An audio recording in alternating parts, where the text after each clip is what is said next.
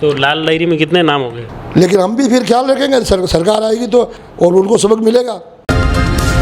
मैं भी उम्मीद रख रहा हूँ पार्टी मुझे टिकट देगी तो चुनाव लड़ूंगा।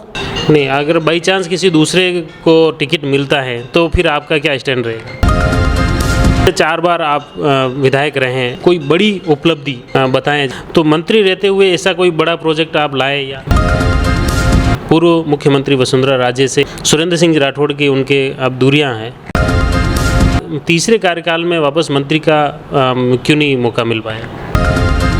भ्रष्टाचार को लेकर एक आरोप आपके ऊपर भी लगा। क्या आपके परिवार में भविष्य में कोई आपका सन या कोई और मेंबर चुनाव में कोई लड़ेगा, विधायक या और भी कोई चुनाव? तो और कोई सपना था क्या बचपन में?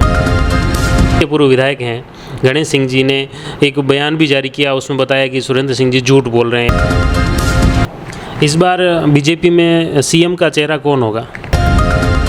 राजनेता बनने के बाद में आपका वजन घटा या बढ़ा? अभी विधानसभा चुनाव को लेकर आपने क्या व्यक्तिगत तैयारी कर ली है? मेरे जो दादी साहब थे तो उन्होंने मेरा ये नाम रखा, तो शुरू से मुझे गट्टू बड़ाई कहते। नमस्कार, मैं हूं लक्ष्मण सिंह राठौड़ और आप देख रहे हैं जयवर्धन न्यूज़। प्रधानमंत्री नरेंद्र मोदी की नाथद्वारा यात्रा के साथ ही एक तरह से अप्रत्यक्ष तौर से चुनावी बिगुल बज चुका है। भाजपा द्वारा और कांग्रेस द्वारा, दोनों ही संगठनों द्वारा हर जिला और विधानसभा स्तर पर इसकी संगठन स्तर पर तैयारियां की जा रही हैं। लोगों से जनसंपर्क बढ़ाया जा रहा है और किस तरह से अपने अपने पक्ष में लोगों को करने की तैयारी चल रही है। और इसी बीच में कुछ नए संभावित दावेदार हैं या मौजूदा विधायक हैं, वो भी अपने अपने हिसाब से तैयारी कर रहे हैं। इसी को जानने के उद्देश्य से हम विधानसभा वाइज विधानसभा क्षेत्र के विधायक और संभावित जो दावेदार हैं उनसे भी बातचीत करने के प्रयास कर रहे हैं। इसी सिलसिले में हम आए हैं आज कुंभलगढ़ के विधायक सुरेंद्र सिंह राठौड़ हमारे साथ में हैं और उनसे बातचीत करते हैं कि उनका जो करीब 3 दशक का जो राजनीतिक कैरियर रहा, इन सभी बातों को लेकर हम उनसे सवाल करेंगे कि किस तरह से उनके क्या 30 साल के क्या अनुभव रहे। वो एक बार सिंचाई राज्य मंत्री भी रहे, तो जो भी राजनीतिक अनुभव हैं वो भी साझा करेंगे। कि पारिवारिक पृष्ठभूमि के बारे में भी उनसे सवाल करेंगे। तो जानते हैं हमारे साथ में हैं कुंभलगढ़ के विधायक सुरेंद्र सिंह जी राठौड़। नमस्कार सर, सबसे पहले जयवर्धन न्यूज़ में आपका नमस्कार। सबसे पहले आपका मेरा सवाल रहेगा कि आपको क्षेत्र में लोग गट्टू बन्ना के नाम से जानते हैं, ये गट्टू बन्ना नाम आपका क्यों पड़ा? नहीं, मेरे बचपन से मेरे जो दादी साहब थे तो उन्होंने मेरा ये नाम रखा, तो शुरू से मुझे गट्टू बड़ाई कहते थे। जब मैं चुनाव लड़ा पहला 93 में, तब लोगों को पता चला कि इनका नाम सुरेंद्र सिंह राठौड़ है। आपने जैसे विधानसभा का पहला जो चुनाव आपने लड़ा उसमें पूर्व मुख्यमंत्री हीरालाल जी देवपुरा थे, उनको आपने हराया। तो फर्स्ट बार आपको पूर्व मुख्यमंत्री से मुकाबला रहा, तो वो आपको क्या क्या अनुभव रहा, किस तरह से? नहीं, मैं उस समय आमेट का भारतीय जनता पार्टी का मंडल अध्यक्ष था। शहर में भैरूलाल जी लोहार अध्यक्ष थे और कुंभलगढ़ में नरेंद्र सिंह सोलंकी उस समय मंडल अध्यक्ष हुआ करते थे। पार्टी की ये सोच मिली कि इस बार यहाँ स्थानीय उम्मीदवार को उतारा जाए। तो भैरू सिंह जी शेखावत जब मुख्यमंत्री थे तो मैंने मेरे आगरा स्कूल का कर्मोन्नत होने पर उद्घाटन करवाया था। उसमें वो पधारे थे और उन्होंने वो कार्यक्रम में जिस तरह से जन सैलाब उमड़ा था, तो भैरू सिंह जी और गुलाब जी कटारिया के दिमाग में ये आया कि अब आने वाले समय में इसको भी मौका दिया जाए। उसके 6 महीने बाद ही बाबरी ढांचा गिरा दिया गया था और नरसिंह राव जी प्रधानमंत्री थे और उन्होंने तीनों भाजपा सरकारों को बर्खास्त कर दिया। और 6 महीने बाद ही जब चुनाव का मौका आया तो पार्टी ने मुझे बुलाया और पार्टी के लोगों ने कहा, सब पार्टी के वरिष्ठ नेताओं ने कहा, भैरू सिंह जी ने, गुलाब जी कटारिया ने, कि आप चुनाव लड़ो। चुनाव जीतोगे तो अच्छा, चुनाव हारोगे तो 5 साल तक लोगों के बीच में स्थानीय होने के नाते आप रहोगे। लेकिन मेरे गुरु महाराज का आशीर्वाद था, जनता का आशीर्वाद था कि मैं पहला ही चुनाव पहली बार लड़ा विधायक का और जनता ने मुझे इसमें जीत दी। तो उसमें जैसे पूर्व मुख्यमंत्री एक तरफ से वो थे, तो उस समय क्या चुनौतियां मुख्य रूप से उस वक्त रही? ये नहीं, मैं तो उस समय 30 वर्ष का था, चुनाव लड़ रहा था, पार्टी मजबूती से साथ लगी। कुंभलगढ़ में ऊपर की बेल्ट में उस समय हम कमज़ोर थे, निश्चित कोई दोहराई नहीं, लेकिन 4 बजे तक पार्टी का हमारा संगठन भी अच्छा खड़ा था, लड़ते थे, पार्टी के पुराने कार्यकर्ता भी थे और निश्चित तौर से वो इतने सालों से मुख्यमंत्री तक भी रहे तो उनका दबदबा था। लेकिन मैं आज वो दुनिया में नहीं, इसलिए कोई आरोप नहीं लगाना चाहता हूँ, लेकिन उन्होंने विकास जो जिस इतने बड़े ओहदे पर रहते हुए इस क्षेत्र का विकास करना चाहिए, वो विकास की तरफ उनका ध्यान नहीं था। तो जनता को एक उम्मीद थी कि ये नया उम्मीदवार आया है, एक बार इसको देख कर हम देखें। तो जब मैं जीत गया और भैरू सिंह जी मुख्यमंत्री बन गए थे, तो 5 साल में मैंने कुंभलगढ़ में विशेष तौर से विकास के काम ज़्यादा करवाए और पार्टी को गांव-गांव नीचे तक पहुंचाई और आज सारे बूथ के ऊपर पार्टी का संगठन खड़ा है, सभी समाज के लोग जुड़े हुए हैं। आप जैसे सत्ता में भी रहे, और मतलब सरकार जब सत्ता में थी तब भी आप विधायक थे और विपक्ष में भी रहे, ये अनुभव भी इस बार रहा। तो इस दौरान क्या आपके अनुभव रहे? क्या विपक्ष में आप रहे तब भी सरकार से समन्वय बिठा पाए, या आपकी सरकार रही तब आप अच्छे काम कर पाए? नहीं, इसमें कोई दो राय नहीं। मैं 3 बार के कार्यकाल में सत्ता पक्ष से ही रहा, अब की बार 4थी बार हूँ। ये जरूर अनुभव रहा है कि अभी सरकार दूसरी है और मैं दूसरे दल से MLA हूँ, तो भेदभाव हो रहा है। लेकिन हमें पता है कि सरकार होती है, फिर भी मैं अधिकारियों को से मेरा संपर्क है, व्यवहार है, जिससे मैं काम सैंक्शनें भी आ रही है, DMFT भी आ रही है, लेकिन पैसा जरूर नाथद्वारा और बीम में ज़्यादा जा रहा है और कुंभलगढ़ राजसमंद में कम पैसा मिल रहा है। लेकिन हमने पहले भी इतने विकास यहाँ करवाए, लेकिन फिर भी केंद्र सरकार से दिया कुमारी सांसद बनने के बाद, पहले हरिओम सिंह जी सांसद थे तो हमारी सत्ता ही थी, लेकिन इस बार हरिओम सिंह जी का कार्यकाल और अभी जो दिया कुमारी का कार्यकाल चल रहा है, उसमें उन्होंने प्रधानमंत्री सड़क योजना में मेरे क्षेत्र में ऐसी 10 सड़कें बड़ी बड़ी करवाई है। और अभी तत्काल प्रधानमंत्री जी जो भी पधारे थे 10 तारीख को, उस दिन भी 4 बजे से हल्दी घाटी होते हुए उपली होटल मेगा हाईवे बढ़ेगा 870 करोड़ के लगभग। तो केंद्र सरकार के बड़े बड़े काम भी हुए, राज्य सरकार से जो काम आने चाहिए वो भी हुए। केंद्र सरकार की योजना है जल जीवन मिशन, घर घर पानी पहुंचाना, वो योजना में भी मेरे क्षेत्र में काफ़ी गाँवों में काम हुए। लेकिन निश्चित तौर से ये 20 साल मेरा विधायक कार्यकाल का पूरा होगा, उसमें इतनी सड़कें मैंने बनवाई कि पुराना यदि हिसाब निकाला जाए तो 70% सड़कें और विकास मेरे इस बीजेपी के 20 साल के कार्यकाल में जोड़ा जा सकता है और 50 साल का कार्यकाल अलग जोड़ा जा सकता है। अभी मुख्यमंत्री गहलोत साहब अपने आमेर क्षेत्र में आपके दर्शन के लिए आए थे, वो और इस माता जी हाँ बिल मंगरा में, उस कार्यक्रम में आपने एक बताया कि मैं गहलोत साहब के कार्यकाल से और उनके काम से प्रभावित हूँ। उनकी आपने तारीफ भी की कि मैं देता देता थक जाऊँगा, लेकिन विधायक मांगते मांगते।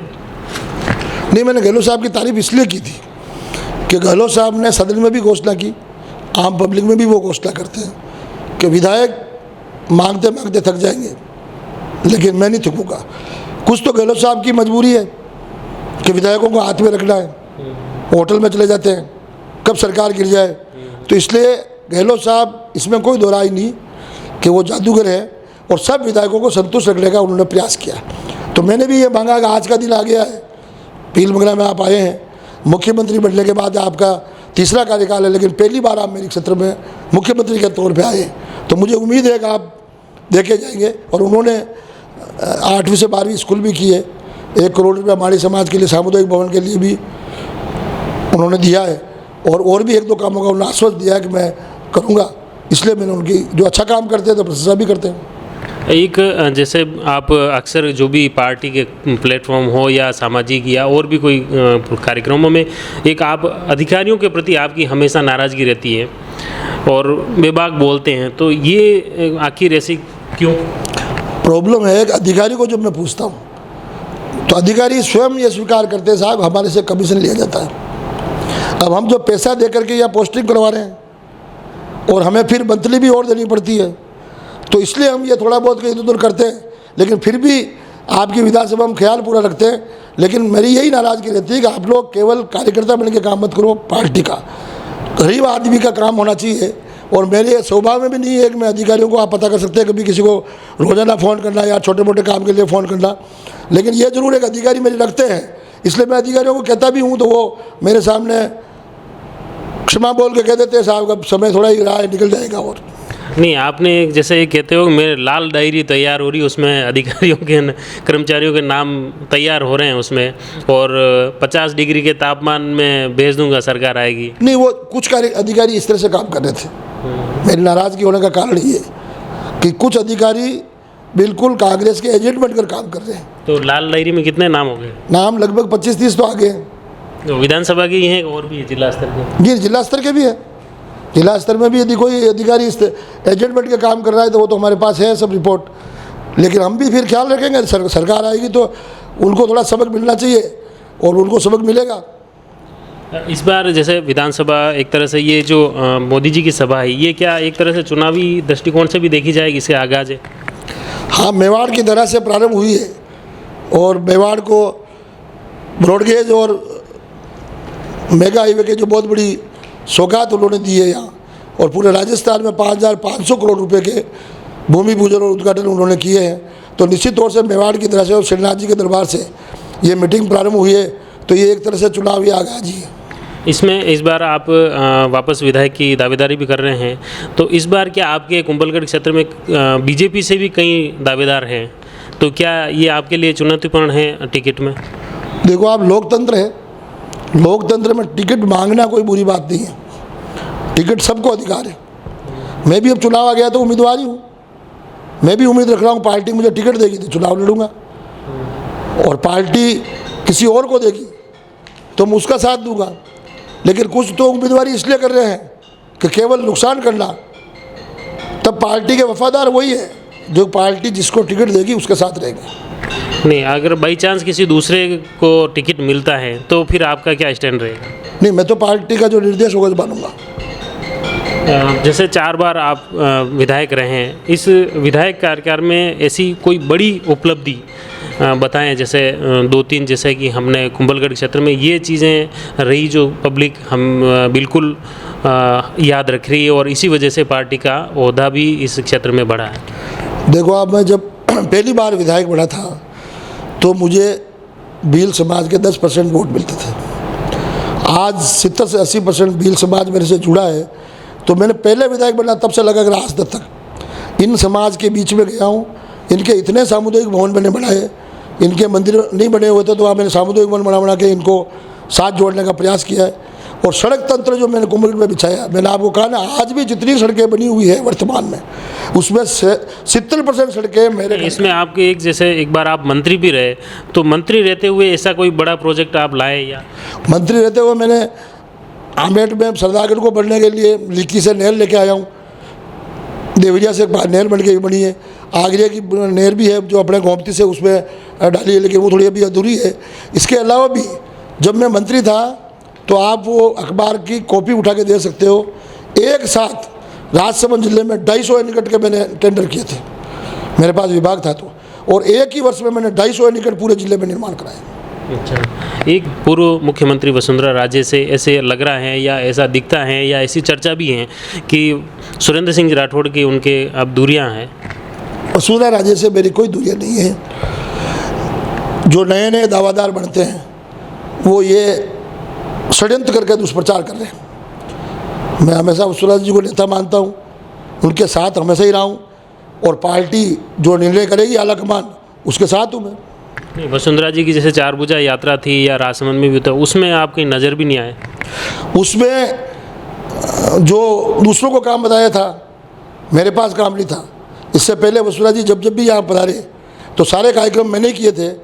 इस बार उनके यहाँ से कोई आए पूर्व विधायक, पूर्व मंत्री, वो दूसरों को काम देके गए थे, साहब आप इस काम को देखोगे, और एक कोई बाहर से आए हुए हैं, मैं तो कोई परिचित है नहीं, कभी मिले नहीं मेरे को, वो इस काम को देख रहे थे, तो फिर मैंने कहा मैं इस कार्यक्रम में नहीं आऊँगा। कुंभलगढ़ विधानसभा के इस बार क्या चुनावी मुद्दे रहेंगे पार्टी के और आपके? पार्टी और चुनावी मुद्दा, एक सबसे बड़ा मुद्दा हमारा है बेड़च नाका बनाना। तो बेड़च नाका, आप मंत्री भी रहे, विधायक भी रहे, तो इसकी बेड़च नाका परियोजना लंबे समय से चल रही है, तो ये इसकी विफलता कि क्या कारण है? इसका 98 में भूमि पूजन हुआ था चुनाव टाइम। हीरालाल जी देवपुरा थे, गुलाब सिंह जी थे और सीपी साहब थे, तीनों ने किया। लेकिन उसके बाद में इसकी, मैं जब मंत्री बना 3 में, तो इसकी फॉरेस्ट एनओसी क्लियर नहीं हुई। वो फॉरेस्ट एनओसी क्लियर हुई है 2017 में। वो 17 होने के बाद इसको हमने 50 करोड़ रुपये डीबीएमटी में 18 में इसको स्वीकृत करा दिया था। केवल फाइनल स्वीकृति नहीं निकली थी और आचार संहिता लग गई। तो सरकार जैसे आई, बदल गई, इस सरकार ने उसको निरस्त किया है। उसके बाद में डीएमएफटी ने इसमें कभी स्वीकृत की नहीं। अब या तो जो पूर्व विधायक, उसमें वित्तीय स्वीकृति भी जारी हो गई थी इसमें डीएमएफटी से। वित्तीय स्वीकृति नहीं हुई थी, इसलिए वित्तीय स्वीकृति काम प्रारंभ नहीं हुआ था। अच्छा। तो ये प्रारंभ जो काम नहीं हुए, वैसे इन्होंने ऐसे 150 करोड़ के काम पहली ही बैठक में निरस्त कर दी था। सरकार आप बदली, 6 महीने की समीक्षा की और समीक्षा के नाम पर बैठक लगा को निरस्त कर दिया गया। फिर मैंने इस पर बात की, स्पीकर साहब से भी बात की। मैंने गणेश जी परमार से भी कोई दुश्मनी नहीं है, मैं उनसे भी मिलता हूँ, कहीं मिलते तो हम साथ बैठते, वो भी थे। लेकिन मुझे ये लग रहा है कांग्रेस में भी अब दावेदार बहुत होंगे, आपस की गुटबंदी की वजह से ये बैठक ढाका की स्वीकृति नहीं मिल रही है। जैसे आप जो मंत्री रहे वो पहले कार्यकाल में रहे, नहीं सॉरी दूसरे कार्यकाल में, तो उसके बाद तीसरे कार्यकाल में वापस मंत्री का क्यों नहीं मौका मिल पाया? नहीं, वसुंधरा जी सीएम बनी, लेकिन अब हम 163 जीत के आए थे, तो हो सकता है वापस मंत्रिमंडल में नाम नहीं आए, तो समीकरण होता है, प्रतिबंध भी है कि भाई 30 से ज़्यादा नहीं बना सकते हो। पहले तो 50-50, 60-60 मंत्री बढ़ते थे, तो अब तो क्राइटेरिया तय है 30 ही बनेंगे। तो 30 में पार्टी की सोच है, नहीं बनाया। आपके राजनीति में आदर्श कौन है आपका? फिर भैरू जी शेखावत है। क्या खूबियाँ थी जो आपको हमेशा प्रेरित करती हैं और हमेशा याद रहे? मैं आपको बताऊंगा, जब मैं 93 में चुनाव जीत गया था, 3 महीने बाद में जब भैरू से मिलने गया सुबह 6 बजे, तो उन्होंने मेरे को कहा देवपुरा जी के क्या हाल चाल है। तो मैंने कहा मेरे को तो क्या लेना था, मैं तो चुनाव लड़ा हूँ उनसे।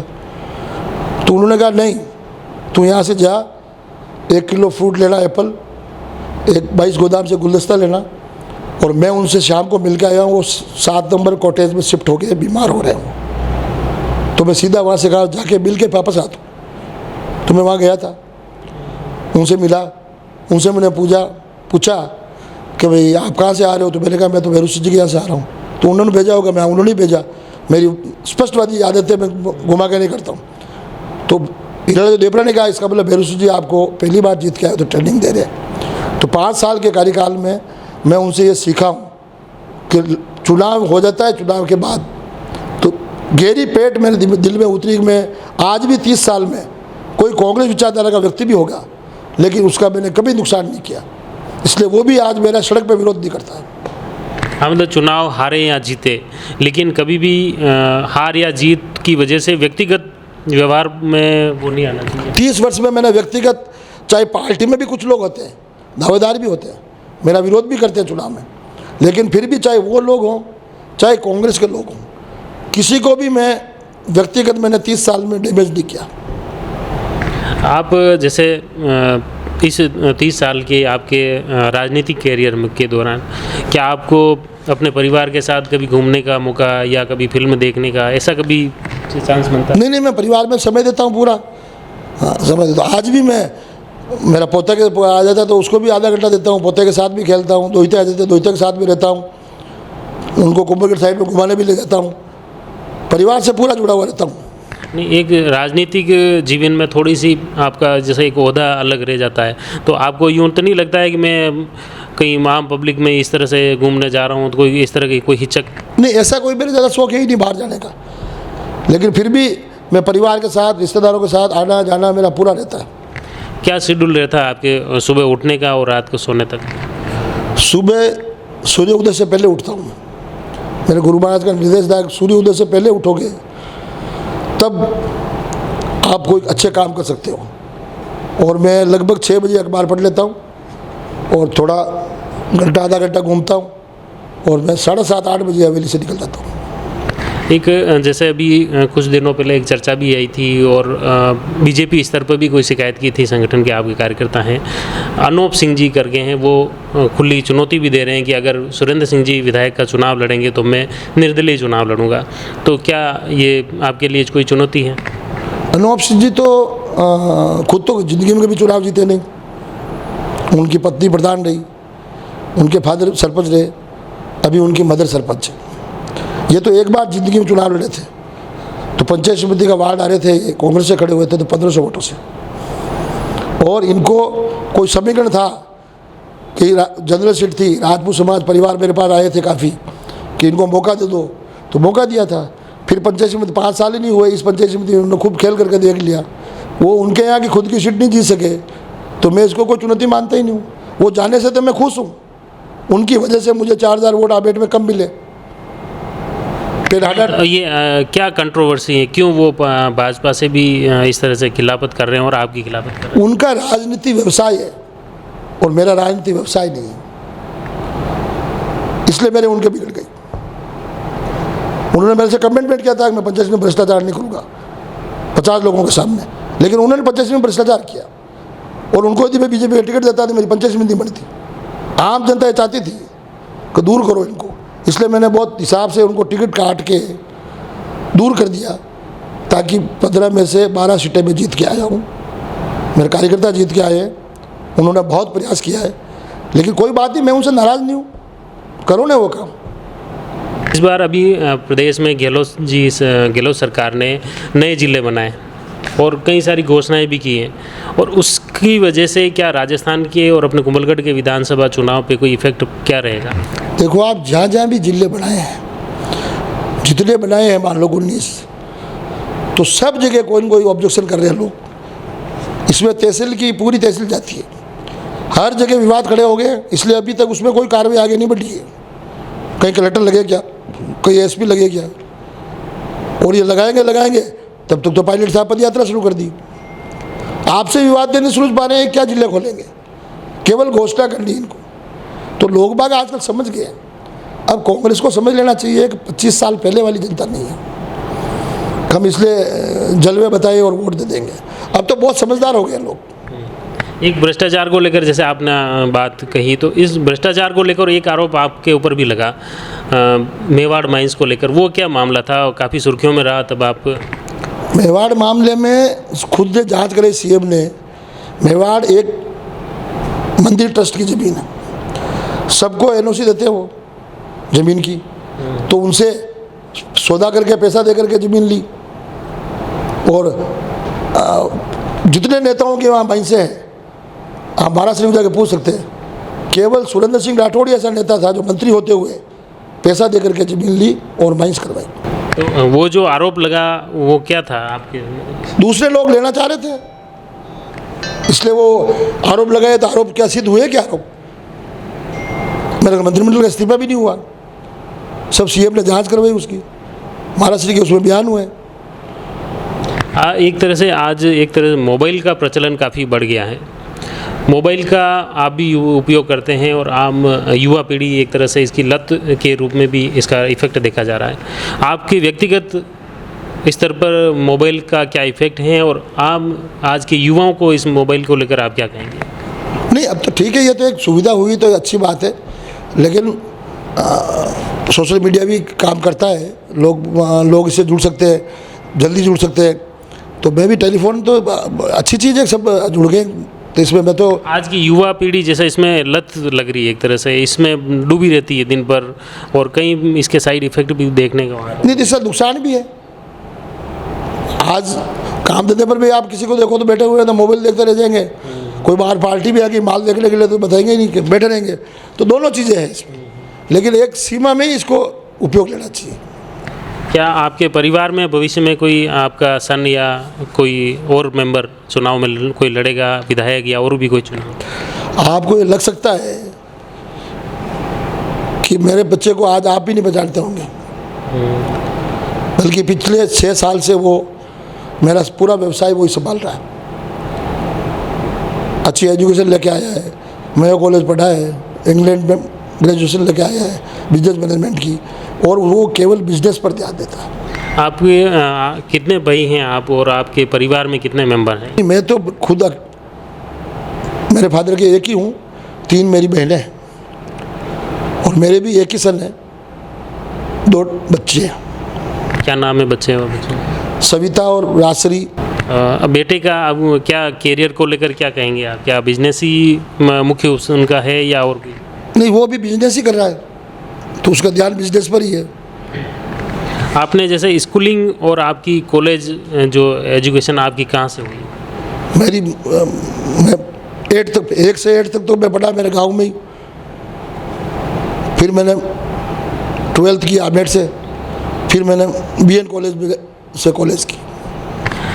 बचपन में आपका क्या सपना रहा? क्या आप जैसे राजनीति में आए या इससे पहले जो मार्बल का आपका व्यवसाय था, तो और कोई सपना था क्या बचपन में? नहीं, राजनीतिक इंटरेस्ट मुझे शुरू से था, क्योंकि मेरे बड़े फादर यहाँ से पहले प्रधान रहे गोविंद सिंह जी, कांग्रेस से, तो मैं उनके नज़दीक ज़्यादा रहा हूँ।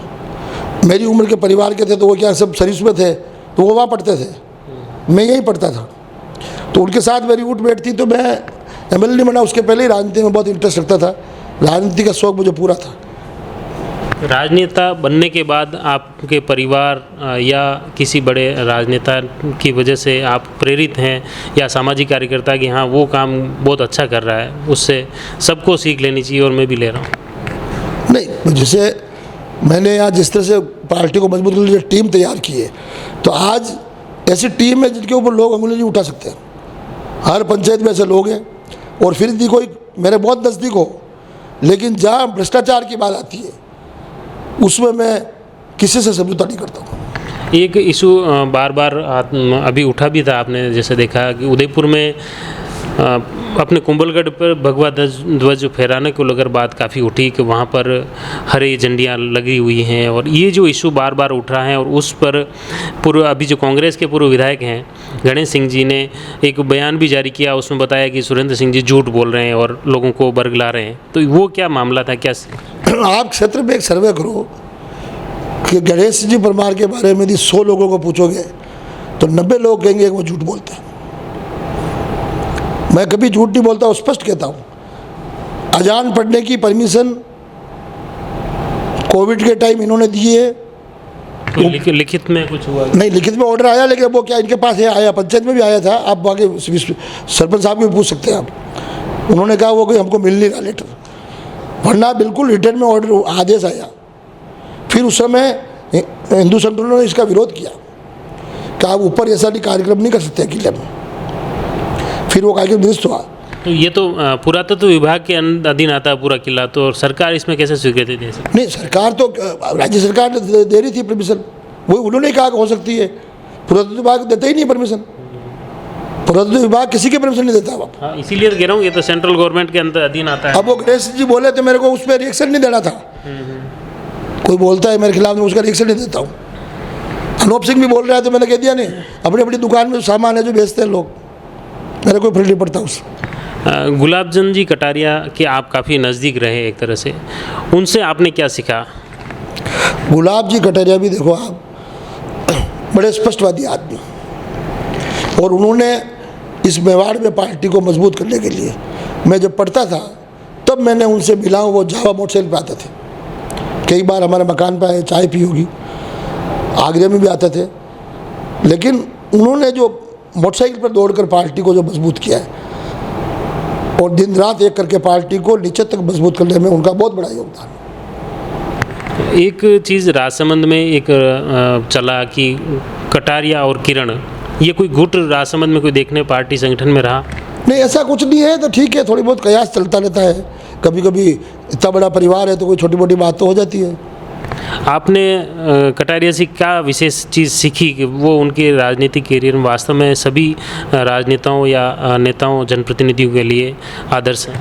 नहीं, वो कह रहा हूँ ना आपको, बहुत स्पष्टवादी आदमी, किसी को भी कुछ कहना हो तो मुँह पे कहेंगे, ये नहीं है कि वो वहाँ चला जाए फिर परपुट उसकी निंदा करेंगे।